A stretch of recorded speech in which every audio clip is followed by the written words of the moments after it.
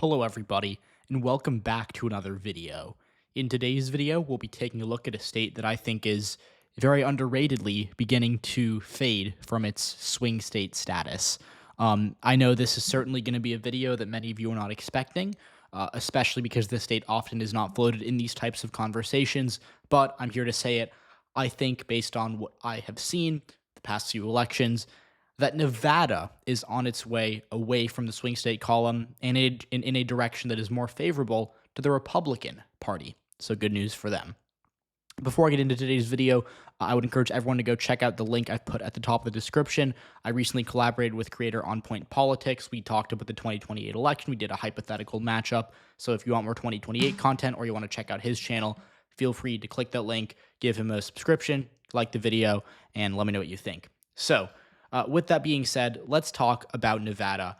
And this is a really interesting case study because there's basically no other swing state like Nevada in the sense that you can basically basically ignore everything except for one area. And I know, obviously, people in politics tend to say, oh, well, you can only look at the urban areas. That's where all the votes are. But that isn't really true, right? Like in Pennsylvania, Democrats can only win by just getting really good numbers in Philadelphia. They won't even come close. They have to do well in Pittsburgh. They have to, and even aside from from urban areas, they have to do well in the suburbs. They have to do really well, at least relatively, with working class voters across the state. But Nevada, you can look at one thing and one thing only, and you will have a pretty good idea. That's Clark County, which is right here. And for those of you who don't know, this is where Las Vegas is located. It's at the bottom of the state, and 70% of the electorate lives here. So 7 out of every 10 votes in Nevada come from Clark County, and the rest of the state doesn't really move that much.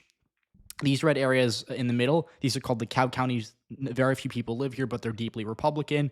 Then you have Reno up here, which is in Washoe County, which is a bit of a Democratic-leaning county, but Democrats don't usually win it by a ton. It's kind of like a perennial a single-digit Democratic victory, often by lower margins. Kamala Harris didn't do all that well here last November. So the thing that's interesting to me about Nevada is that we can basically kind of and I guess it's convenient for the analysis I'm doing here, but we can basically talk exclusively about Clark County and cover all of our bases. So I'm going to take you all on a bit of a journey here in this video, and we're going to talk a little bit about Clark County.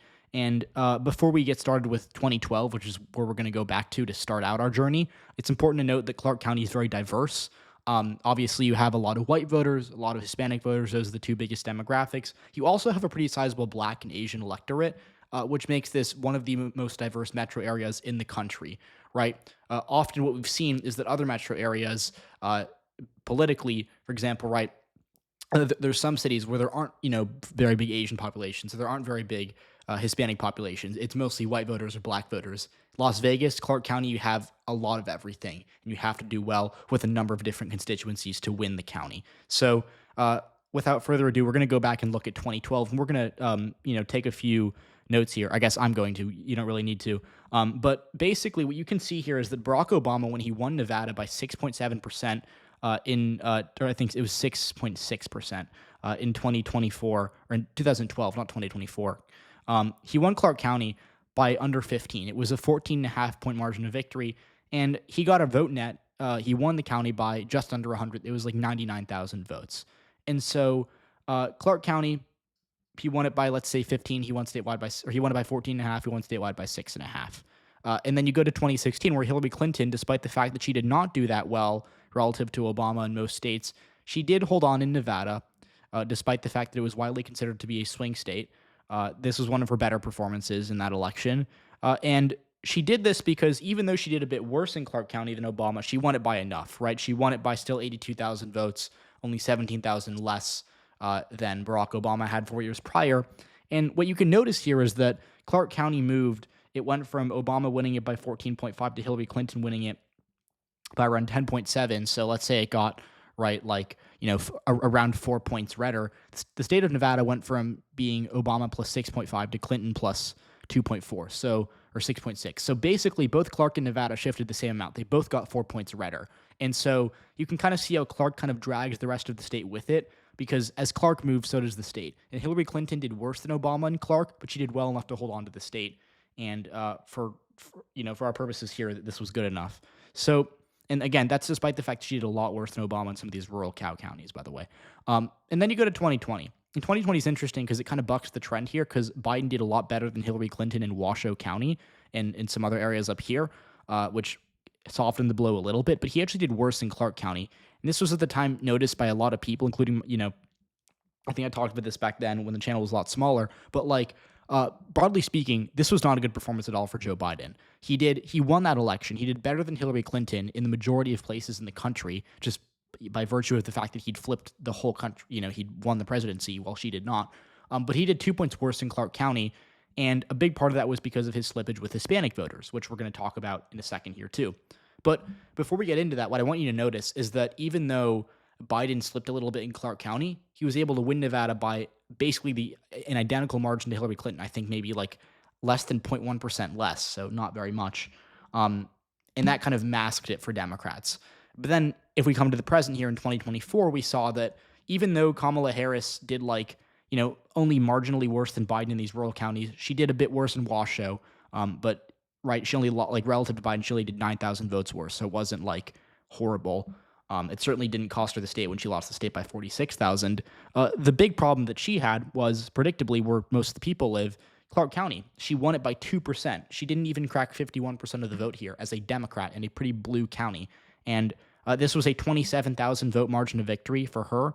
4 years prior, it was well more than double that. It was 91,000. And if you go back to 2012, even though Clark County was smaller population-wise, it was a 99,000 vote margin of victory.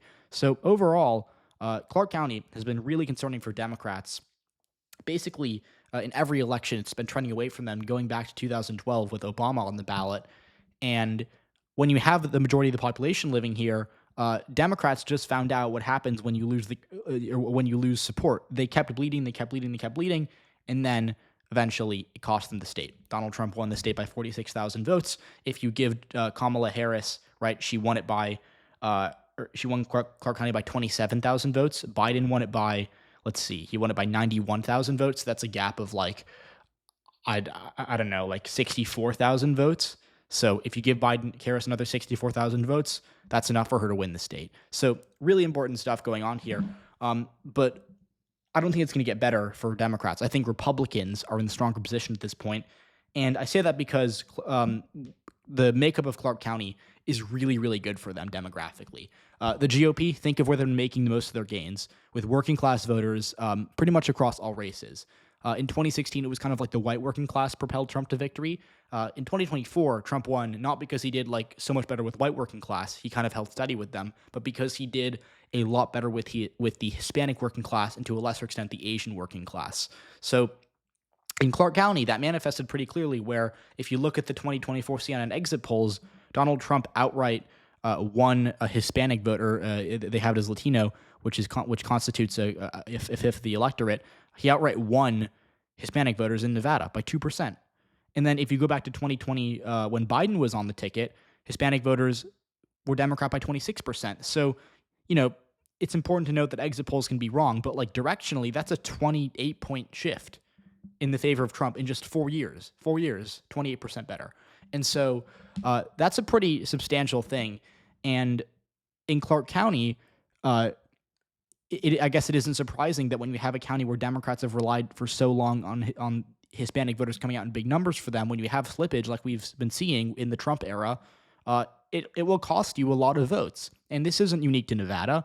Look at South Texas, look at Florida, look at parts of California, the Central Valley especially. Hispanic voters, especially those who are more working class or who don't have college degrees, are zooming away from Democrats at really quick rates. That means the Republicans are now competitive or even winning districts that were deep blue even when Hillary Clinton was on the ticket in 2016, right? There are towns and counties in South Texas that Hillary Clinton won by 50 points that Donald Trump won by 20 last year in November. So this isn't unique to Nevada, but it's really costing Democrats. And that isn't the only reason that I think that this state is going to stay or is going to keep getting redder. Because generally speaking, even though Hispanic voters have been moving away from Democrats, especially in 2024, basically everywhere in the country, there's some places where Democrats have areas to improve sufficient to kind of overcome that, to kind of cancel that out, right? Take a state like North Carolina, which doesn't have a huge Hispanic population, to be fair, but in some areas, I think I looked at this, like precincts that were plurality or majority Hispanic in North Carolina, which again there aren't a ton of, but there are some in specific areas, shifted towards Trump by like double digits. Right, that wasn't good for Kamala Harris. But the good news for Democrats long term in a state like North Carolina is that there are a lot of white voters in those same metro areas who are able to cancel that out. So, like, let's say in the city of Raleigh, North Carolina, or in Wake County, which is where Raleigh is, Democrats are doing 20% worse with Hispanic voters. That's not good for them, but they can make it up with white voters who have college degrees, who are moving in, who are growing in population, who are trending towards Democrats. Because that's what, in the past 8 to 10 years, what have we seen white voters with college degrees do? They've gotten bluer. Even in 2024, to an extent, they got bluer, especially in states like North Carolina.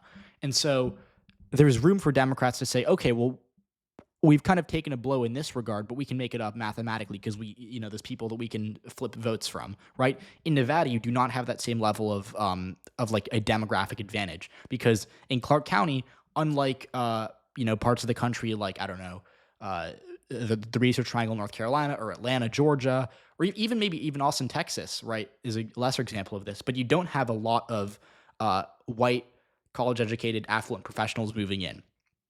Las Vegas is a service economy.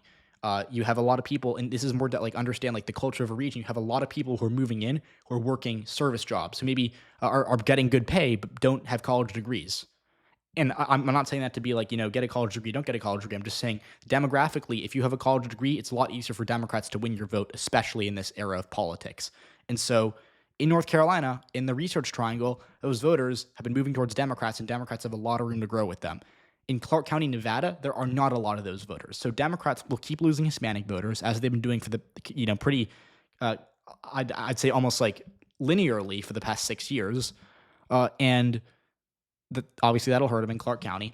But then they don't have white voters to kind of cancel that out, or they don't have the type of white voter that has been trending left to cancel that out, I should say.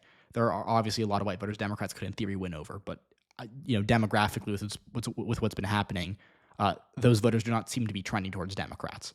And so what that means is that unless the electorate changes in a substantial way in Nevada, you're probably looking at a state that's going to get a lot redder, pretty quickly. And Democrats got lucky in that they've won the past 2 Senate races here. They hold both Senate seats in Nevada. But this was an election that Democrats should have absolutely won by at least 5 or 6 points. And they won it by less than 2% against a candidate who was, who Republicans gave up on a month before the election. And so just having that happen is absolutely a warning sign for Democrats, because this is a race that they were ahead of the polls by like 10 points in. And even, Kamala Harris, if you watch my final election prediction, I said she was going to lose Nevada for this reason. But even then, this isn't like I said she'd lose by like 1.5. She lost by 3, right? So this isn't too unexpected. But Democrats are, I think, in for a reckoning going forward here, just because of the demographics of Clark County itself. And the problem for them is, in addition to not having, or I guess this is an advantage Republicans have really, is that in addition to the fact that there aren't a ton of degree-holding white voters that are going to swing away from Republicans in the near term, the GOP also has really held on to rural strength. And rural areas like these are not very big, so they're not going to have an impact on the state very much. But even then, these aren't areas that are likely to trend blue in the future either way. The only part of Nevada you can make the argument that is trending blue is this area, which is relevant, but is 7 times smaller than Clark County. So the math just is not there for Democrats in Nevada going forward. And of course, trends are hard to predict. I don't want to say that it's a guarantee, but I think that based on what we know right now, and by the way, trends can reverse too. Like, don't forget that. But broadly speaking, based on what we know right now and based on what's happened in the past, I'd say at least 3 elections, 2020, 2022, and 2024, Nevada, to me, is looking more and more like a state that Republicans are going to have an easier time winning going forward.